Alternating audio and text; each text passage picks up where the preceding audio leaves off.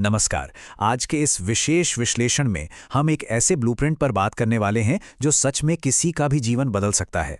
आज हम स्वामी विवेकानंद जी के कुछ सबसे प्रभावशाली और कालजयी विचारों को सिर्फ पढ़ेंगे नहीं, बल्कि उन्हें जोड़कर सफलता और व्यक्तिगत परिवर्तन का एक पूरा ढांचा तैयार करेंगे। तो चलिए, बिना किसी देरी के इस शानदार सफर की शुरुआत करते हैं। और शुरुआत करने के लिए इससे बेहतरीन बात क्या हो सकती है। उठो, जागो और तब तक मत रुको जब तक लक्ष्य प्राप्त न हो जाए। ये सिर्फ एक लाइन नहीं, ये काम में जुट जाने का एक अल्टीमेट कॉल टू एक्शन है। आज की हमारी पूरी चर्चा इसी एक मजबूत नींव पर खड़ी है। ये हमें याद दिलाता है कि जब तक मंजिल न मिल जाए तब तक आराम का तो कोई सवाल ही नहीं उठता। तो चलिए, सबसे पहले बात करते हैं विचारों की असीम शक्ति के बारे में। हम सब ने अक्सर सुना है ना कि महानता की शुरुआत हमेशा हमारे अंदर से होती है। ये विचार बिल्कुल इसी बात की पुष्टि करते हैं। हम वैसा ही बन जाते हैं जैसा हम सोचते हैं। मतलब हमारा पूरा का पूरा वजूद हमारे विचारों से ही तो गढ़ा जाता है। अगर जीवन में कुछ बहुत बड़ा करना है तो सबसे पहले हमारी सोच, हमारे सपने बड़े होने चाहिए। यही सकारात्मक सोच हमारे चरित्र की सबसे पहली और पक्की ईंट होती है। अब सिर्फ सोचने से तो बात नहीं बनेगी। विचारों को सही दिशा देने के लिए चाहिए ज्ञान। और ये एक ऐसा सच है जिसे नकारा नहीं जा सकता।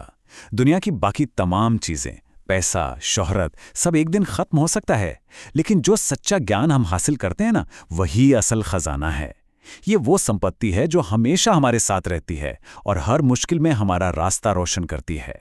ज्ञान और विचारों के बाद अब हम बढ़ते हैं अपने अगले अहम पड़ाव की तरफ, जो है खुद पर अटूट विश्वास।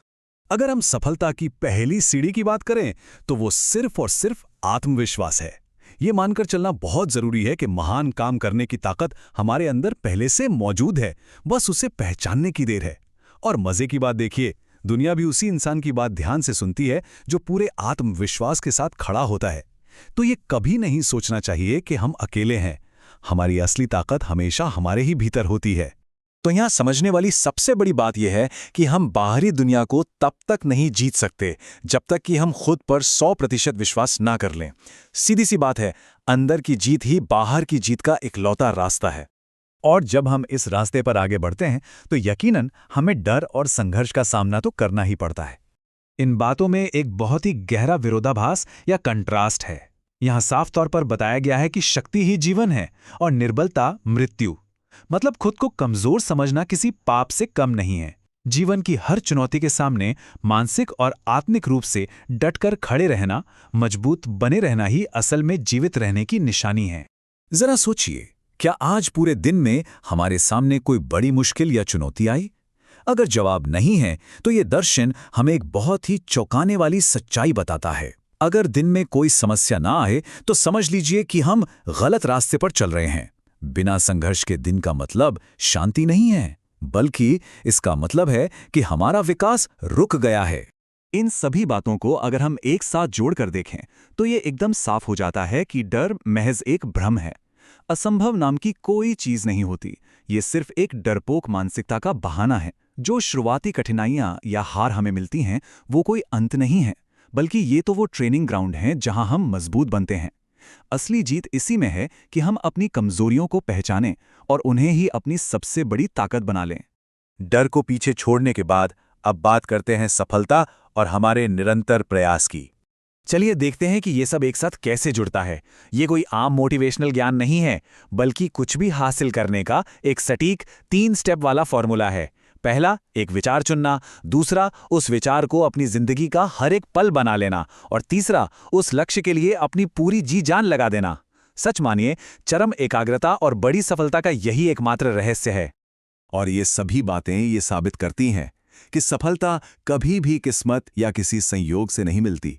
ये पैदा होती है साहस से, कड़ी मेहनत से और जोखिम उठाने की हिम्मत से। बिना संघर्ष किए और बिना धैर्य रखे किसी भी कामयाबी की उम्मीद करना बेकार है, क्योंकि एक बात तो तय है, की गई मेहनत कभी भी बर्बाद नहीं जाती। यहाँ एक और बहुत दिलचस्प बात सामने आती है। एक तरफ जहां असफलता को सफलता की शुरुआत माना गया है, वहीं आलस्य को सबसे बड़ा दुश्मन बताया गया है।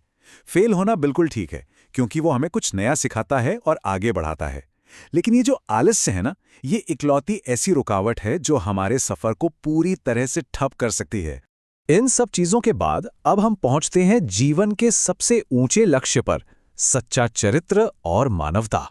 ये विचार बहुत ही खूबसूरती से ये बताते हैं कि सच्ची शिक्षा का मतलब सिर्फ डिग्रियां या जानकारी इकट्ठी करना नहीं है, बल्कि एक अच्छे चरित्र का निर्माण करना है।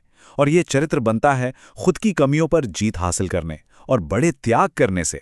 निजी सफलता का असली मोल तभी है जब हम दूसरों के लिए एक प्रेरणा बन सकें और किसी के काम आ सकें। और देखा जाए तो ये विचार हमारी पूरी चर्चा का एक तरह से चरम बिंदु है। हमने विचारों से शुरुआत की, खुद पर विश्वास जगाया, डर को हराया और खूब मेहनत की। लेकिन ये सब आखिर किस लिए?